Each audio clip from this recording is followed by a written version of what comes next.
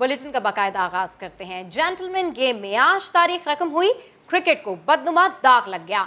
New Zealand की cricket team Pakistan से दुम दबाकर भाग निकली। आखिर क्या थ्रेट्स थीं, किससे खतरा था, कुछ नहीं बताया।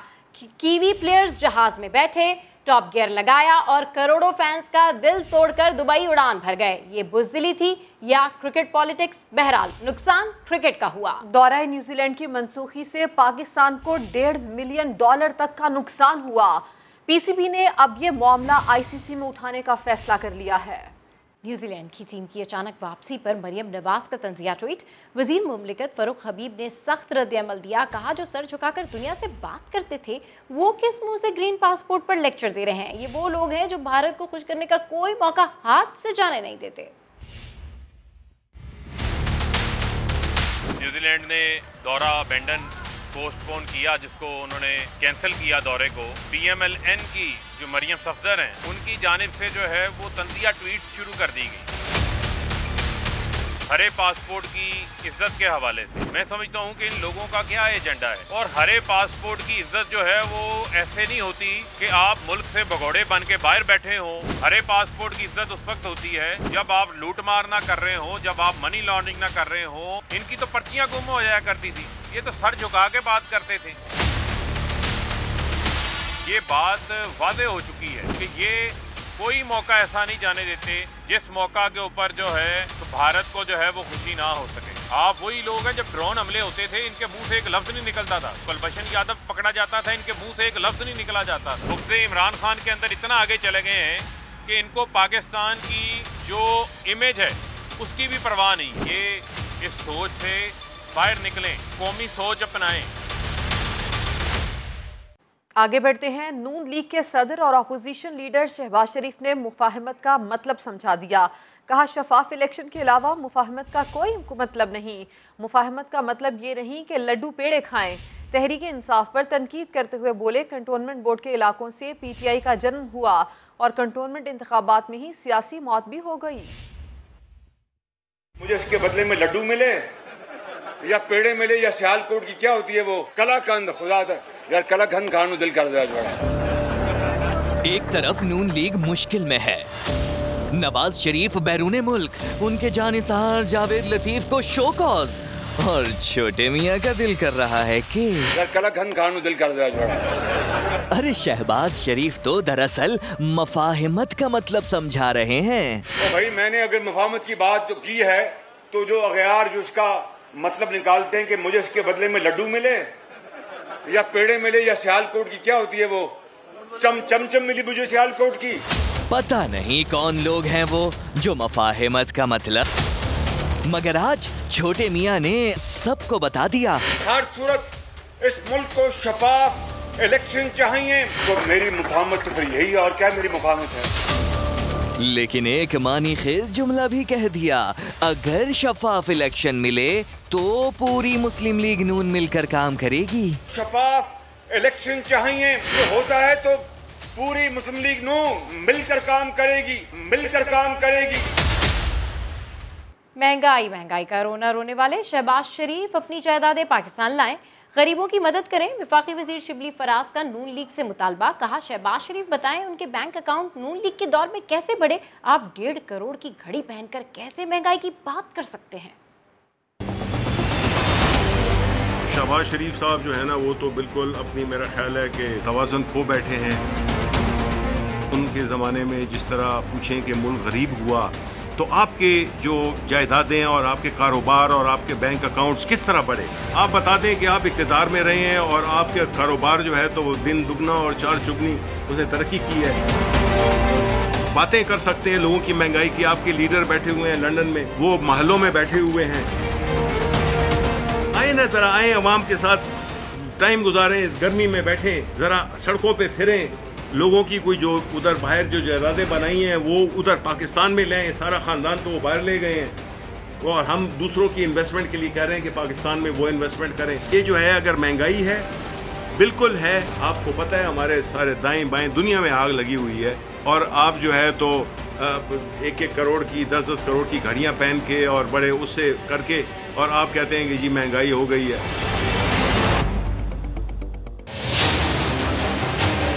जावेद लतीफ कहते हैं हमारी जमात में कुछ लोग असाइनमेंट पर काम कर रहे हैं। इशूज से तवज्जो हटाने के लिए ये असाइनमेंट दी जाती है। वो जो 6-7 लोग हैं वो गलबन मफामत वाले हैं जिनको असाइनमेंट्स मिलती हैं। हाँ, आप कह सकते हैं।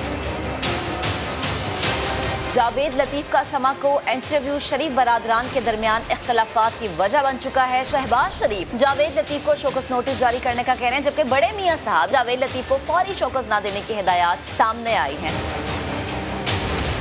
शहबाज शरीफ को मुफाहमती ग्रुप का सरबराह करार देने पर जावेद लतीफ को बिलाखिर शोकस जारी हो गया है। मैं फिर ये कहूँगा, मेरे मुंह से ना ही कहलवाएं।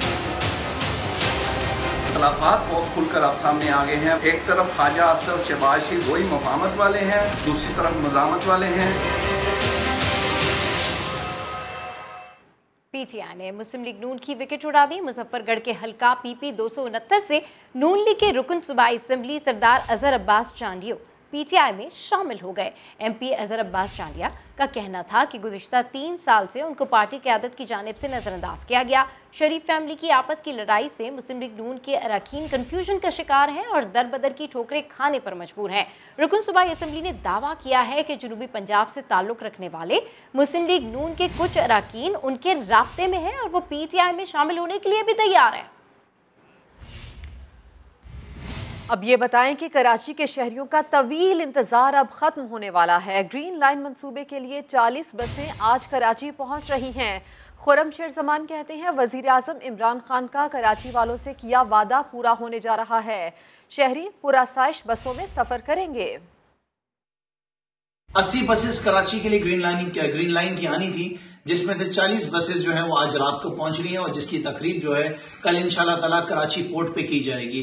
कराची के शहरी काफी सालों से एक अच्छी ट्रांसपोर्ट ना होने की वजह से परेशान रहे थे, लेकिन अब आने वाले दिनों में ये इस जदीद बसेस के अंदर ट्रेवल करेंगे और हम आपसे ये भी वादा करते हैं कि इसकी तादाद को और बढ़ाया जाएगा और कराची के ट्रांसपोर्ट के निजाम को और बेहतर से बेहतर किया जाएगा।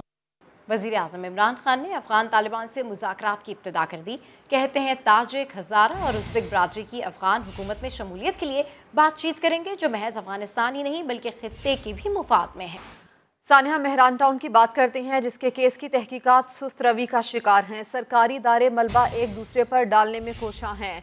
अदालत में पेशी पर आए लवाहिकीन ने बताया कि उन्हें ज़कात की रकम से मदद की पेशकश की जा रही है, जो कि काबिल कबूल नहीं। इरफानुल हक की रिपोर्ट।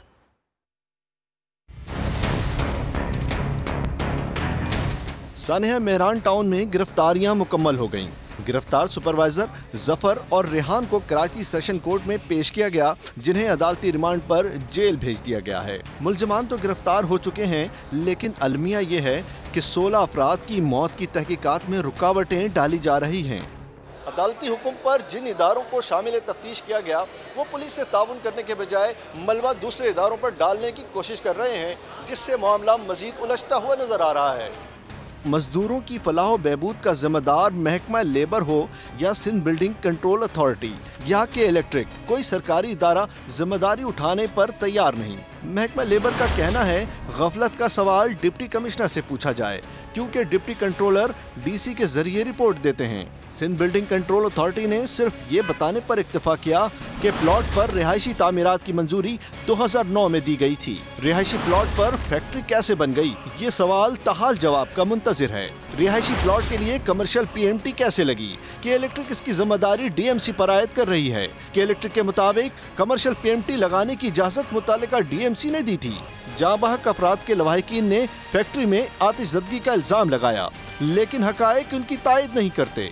2 दिन से बिजली नहीं थी, ठीक है ना, जिस जगह पे आग लगी है ना पे वहाँ पे कोई मशीनरी है, ना कोई गैस का पॉइंट है, ना कोई बिजली का पॉइंट है जहाँ पे आग लगी है।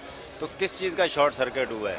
अगर तार सर्किट हो तो हम लोगों की तरफ से ये माफ़ है, तार सर्किट नहीं है, ये जानबूझ के इन लोगों ने आग लगाई हुई। तासीर में वो आप पे इल्जाम लगा रहे हैं कि आग लगाने वालों में से आप शामिल थे।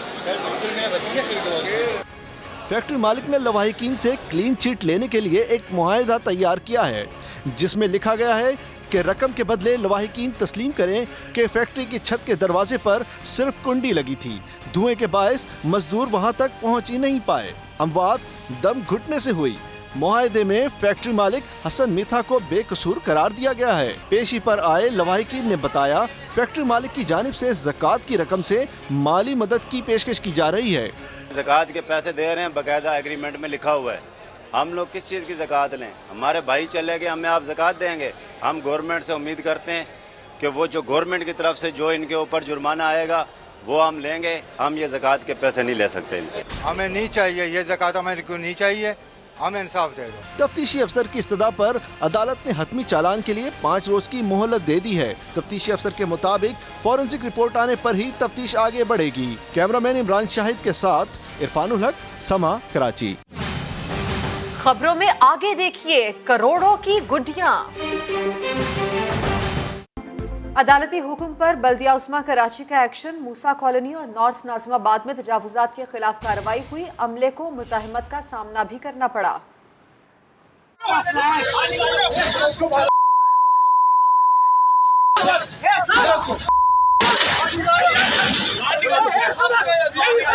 इसी हवाले से मज़ीद तफसीलात हासिल करते हैं मोहम्मद अली हफीज से। जी अली हफीज, अपडेट कीजिए। जी बिल्कुल, नौरजाबाद मूसा कॉलोनी का यहाँ पर इलाका है। यहाँ पर सड़कों पर, फुटपाथ पर तजावुज़ात की बर्बाद थी। काफी अरसे से जो है इलाका मकीन शिकायत कर रहे थे। अब अदालती अहकाम के बाद जो है बल्दिया उस्मा कराची ने इस इलाके रुख किया है। तजावुज़ के खिलाफ जो एक्शन शुरू हुआ तो यहाँ के जो दुकानदार थे, फसारे माफिया थे, उन्होंने मुज़ाहमत जो है की है। अमले को मुज़ाहमत का सामना करना पड़ा। ऑपरेशन के दौरान जो है रेंजर्स की भाई नफरी मौजूद थी।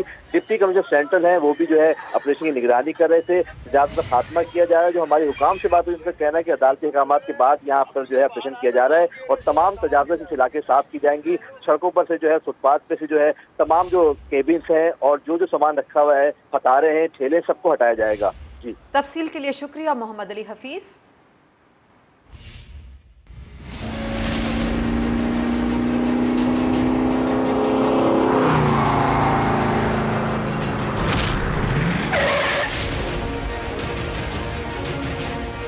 अरबों रुपए मालियत की ग़िज़ाई अजनास की दरामदाद मईशत की गाड़ी के रास्ते में बड़ी रुकावट बन गई। आइए अब चलकर आदादो शुमार का जायजा लेते हैं। गुज़िश्ता 14 माह के दौरान सबसे ज्यादा 518 अरब 51 करोड़ रुपए का पाम ऑयल बैरून मुल्क से मंगवाया गया। दूसरे नंबर पर गंदम की दरामद पर 160 अरब तो दालों पर 137 अरब 73 करोड़ लग गए। पाकिस्तानी शहरियों ने 109 अरब 56 करोड़ में चाय की चुस्कियां ली तो 29 अरब 64 करोड़ की चीनी भी खा गए। 43 अरब 78 करोड़ के मसाले इंपोर्ट हुए और तकरीबन 34 अरब का दूध, मक्खन, क्रीम और पनीर, जबकि 18 अरब का सोयाबीन बरामद किया गया। मगर उसके बावजूद मुल्क में अशियाए खुरनोश के दाम कम ना हुए। गुज़िश्ता हफ्ते महंगाई 14.33%, जबकि महाना 18,000 तक कमाने वालों के लिए ये शरह 17% से तजावुज़ कर गए। अब आपको बताएं कि लाहौर पुलिस ने अकबरी मंडी में कार्रवाई करते हुए 50,000 से ज़ायद पतंगे और डोर की चरखियां कब्जे में ले ली। करोड़ों रुपए मालियत का ये खूनी कारोबार कौन चला रहा था, जानिए जहांगीर खान की रिपोर्ट में। धाती डोर ने रवा साल 6 अफराद की जान ली, लेकिन फिर भी खूनी खेल का कारोबार जारी।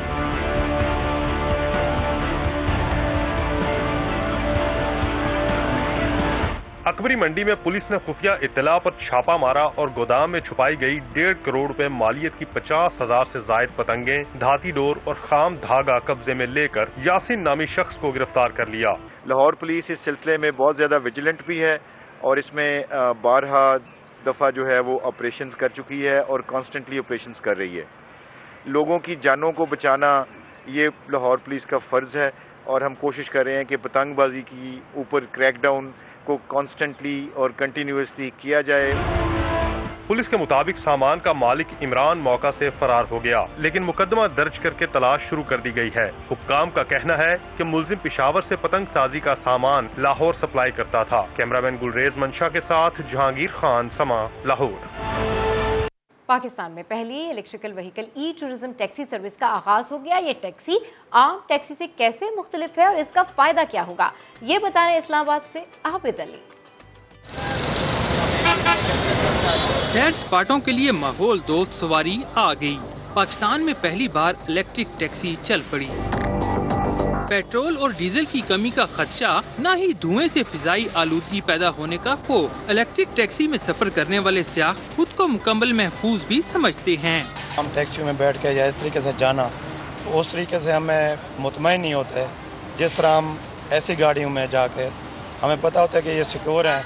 निजी कंपनी की जानिब से इब्तदाई तौर पर ये टैक्सी इस्लामाबाद से मरी तक चलाई जा रही है। सहूलतें जदीद, लेकिन किराया आम टैक्सी के बराबर रखा गया है। ये एक कम्प्लीटली बैटरी इलेक्ट्रिक व्हीकल है, ये पूरी की पूरी चार्ज पे चलती है। ये गाड़ी पाकिस्तान के तमाम सियाहती मुकामात तक जा सकती है, लेकिन इसके रास्ते में बड़ी रुकावट है इलेक्ट्रिक चार्जिंग स्टेशंस का ना होना। कैमरामैन जहीर अब्बास के साथ आबिद अली, समा, इस्लामाबाद। एक ब्रेक के बाद होंगी हेडलाइंस। देखते रहिए समा।